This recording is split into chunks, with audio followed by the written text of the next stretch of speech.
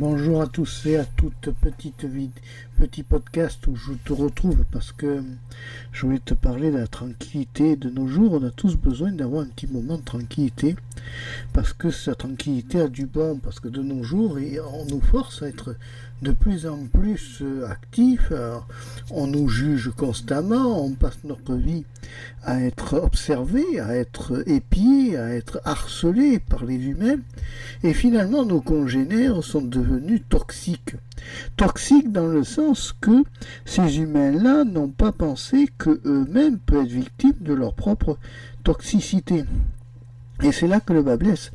C'est parce que si tu ne t'organises pas des moments où tu seras tranquille, où tu seras isolé, où tu vas avoir des moments où tu vas penser par toi-même, la pensée du groupe pour moi est nuisible. Parce que la pensée du groupe amène à une pensée pseudo-unique ils veulent une soumission de toute personne dans une pensée de groupe dans le but d'arriver à obtenir une pensée unique. Et la pensée unique n'est pas une pensée normale. Si tu vas par là, la pensée de groupe, pour moi, n'est pas une pensée normale. C'est-à-dire qu'un groupe va avoir un mouvement provoqué par un groupe, qui ne sera pas forcément un mouvement très prononcé dans l'intelligence des fois, et des fois c'est pour ça qu'on voit que certains groupes dégénèrent totalement avec des bagarres, avec des phénomènes de violence et d'émeutes, parce qu'en fait le phénomène de groupe amène à une excitabilité de chaque membre, cette excitabilité de chaque membre amène à une poussée en testostérone qui fait que les gens font n'importe quoi. Or, la pensée unique, elle, a un autre avantage, c'est-à-dire que dans l'analyse de la pensée unique, la personne qui arrive à s'isoler et à penser de cette façon par elle-même ne va pas s'auto-nuire. Malheureusement, le groupe est là pour nuire à la personne. Parce que le principe de concept de base d'un groupe, c'est on fait un groupe, on cherche le meilleur et on tourne autour du meilleur. En gros, les autres, c'est des navets, ils n'ont même pas le droit de s'exprimer. Et concrètement, c'est un peu ce que représentent les cours de récréation, c'est un peu ce qui représente toute la société actuelle, c'est-à-dire qu'on fait des groupes où on veut la soumission totale des gens. Concrètement, ça peut être toi aussi qui peut être soumis par un groupe, ou parce qu'on t'oblige à avoir un certain comportement vis-à-vis du groupe. Mais à quel moment, toi, tu récupères ta liberté mentale, c'est-à-dire ta liberté mentale et physique. Parce que de nos jours, c'est important d'avoir de la liberté mentale et physique. On la perd, cette liberté. Nous la perdons dans le sens que on veut nous forcer à des pensées uniques. Et c'était quand même un bas qui blesse, parce que on n'a pas besoin, si tu veux, dans la pensée unique, on peut se protéger nous-mêmes. Mais concrètement, la pensée du groupe n'est pas la protection. La pensée du groupe est un phénomène d'émeute qui amène à une soumission totale de tous les membres, de telle façon à ce que celui qui est en tête du groupe puisse manipuler chaque personne et obtenir une pensée unique. Tu vois ce que je veux dire? C'est compliqué. C'est compliqué l'analyse du groupe. Mais le groupe, c'est ça. C'est-à-dire tu prends un monsieur X ou Y ou Z, tu vas en faire un humain robot, si tu veux, dans un groupe, et que si monsieur X ou Y ou Z était tout seul, ne serait pas un humain robot, c'est-à-dire qu'il serait un humain tout court. Et malheureusement, on perd cet instinct on le retrouve tout reste dans les entreprises. Les entrepreneurs, qu'est-ce qu'ils font? Les patrons, ils veulent une pensée de groupe. Pourquoi? Parce qu'ils veulent un phénomène, ils veulent soumettre le groupe à leurs idées, à leur concept, à leur pensée unique. Mais le problème de là, c'est que peut-être un membre, toi, peut-être employé ou une autre personne, n'a pas forcément cet état d'esprit-là, et c'est là que le bas blesse. Alors après, il se crée incontestablement des haines entre ceux qui sont du membre du groupe, c'est-à-dire ceux qui sont soumis au groupe et ceux qui sont indépendants. Mais celui qui est indépendant a sa liberté de l'indépendance, si tu vas par là. Et c'est important que cette personne-là ait l'indépendance par rapport au groupe. Parce que se soumettre à un groupe en permanence, c'est toxique. C'est toxique parce que ça prive l'esprit d'individualisme. Tu comprends? À trop vouloir être sociable, tu en perds ton identité, toi, et ta pensée, toi. Parce que plus tu vas te soumettre à un groupe, plus tu vas être soumis à une pensée donc commune, et toi après quand tu vas devoir penser par toi-même, tu n'auras plus l'idée de penser par toi-même puisque tu auras été inculqué par la pensée de groupe. Ce qui fait que tu vas perdre ta pensée de groupe, tu vas perdre ta pensée unique plutôt que de gagner en autonomie, puisque tu es conditionné par le groupe, par la pensée du groupe. C'est un peu ce qu'on retrouve, si tu veux, dans un ensemble des groupes généraux. Tu vois dans les écoles, les enfants, tu as le groupe de ceux qui ont le camp de XY et celui, l'enfant, la petite fille qui est à part. Mais la petite fille qui est à part a peut-être des pensées supérieures que n'a pas le groupe qui est à XY. Et c'est là que, si tu veux, il y a des différences. Parce que de nos jours, on n'accepte pas qu'une personne soit différente de l'autre. Il faut qu'on soit tous malheureusement conditionnés pour les autres dans un moule, mais tout le monde n'accepte pas d'être conditionné dans un moule. Le moule n'est pas forcément obligatoire pour pouvoir s'exprimer dans la vie. Regarde-moi quand j'ai vécu dans les groupes, que ce soit Discord et autres, il y a une pensée de groupe, il y a un mouvement de groupe.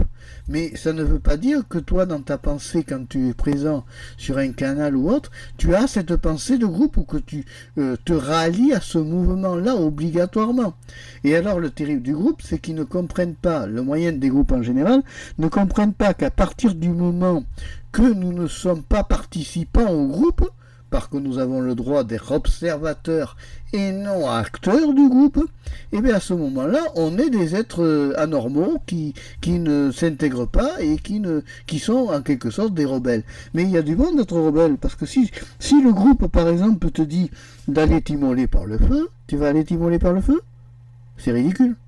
Si tu vois par là, il faut quand même que tu analyses, il faut quand tu es dans un groupe que tu analyses ce que le groupe te dit. Parce que le groupe va profiter des phénomènes de mouvement de groupe pour t'imposer une pensée qui ne sera pas forcément la tienne.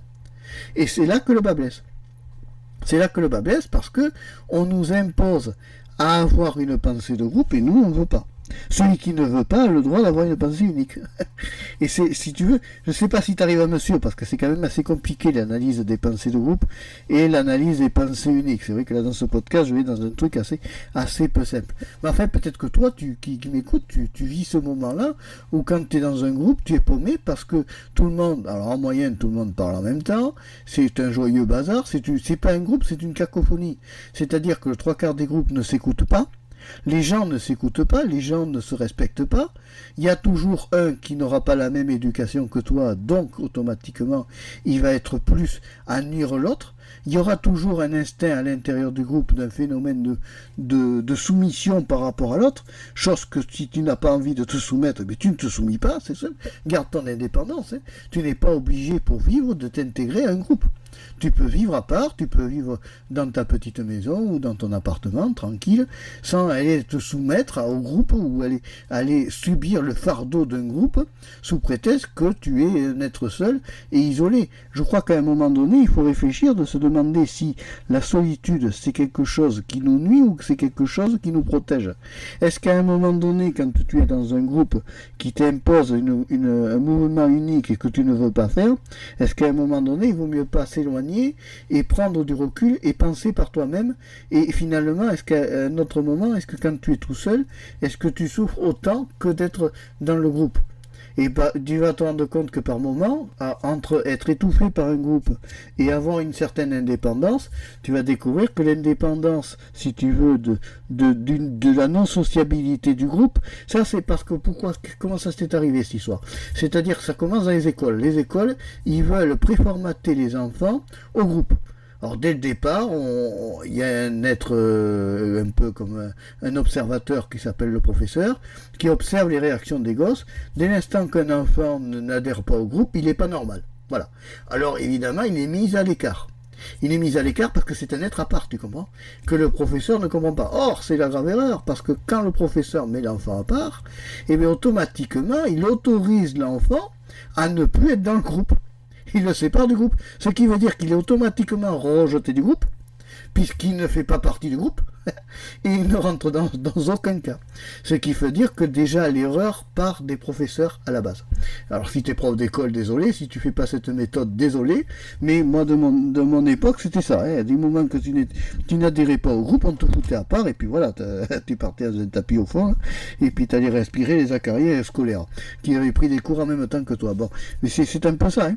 Donc de nos jours c'est ça, on veut tous nous préformater, regarde tout ce qui est groupe comme Facebook, comme Twitter, allez, va te rallier un groupe, va chercher des amis, va des amis qui sont virtuels, donc tu n'as aucune garantie que dans les amis que tu fréquentes, si tu fréquentes les bons, ceux que tu vois dans la vie de tous les jours, ça va, mais si tu fréquentes ceux que tu ne connais pas, tu as du mauvais ça à te faire, parce que c'est pas une photo qui va te donner une indication de quelque chose de correct ou de propre, tu vois.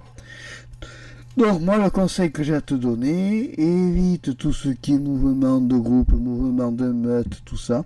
Garde ton indépendance, protège-toi, isole-toi un peu, pense par toi-même, et après tu seras plus heureux. Ça c'était mon analyse du groupe. Moi je suis jamais un gars qui adhère au groupe, je n'apprécie pas les phénomènes de meute, je n'apprécie pas les groupes, je n'aime pas les remeutements de personnes, je déteste ça et je détesterai toujours ça parce que c'est un système qui préformate l'humain à te conditionner à quelque chose que tu ne veux pas toi-même. Voilà. Ça, c'est ce qu'on appelle une pseudo-indépendance. Allez, si tu as aimé ce podcast, tu peux le liker, tu peux aussi t'abonner à Marpéchéo 3. Au revoir, à bientôt et merci d'avoir suivi le podcast jusqu'au bout. Bye bye.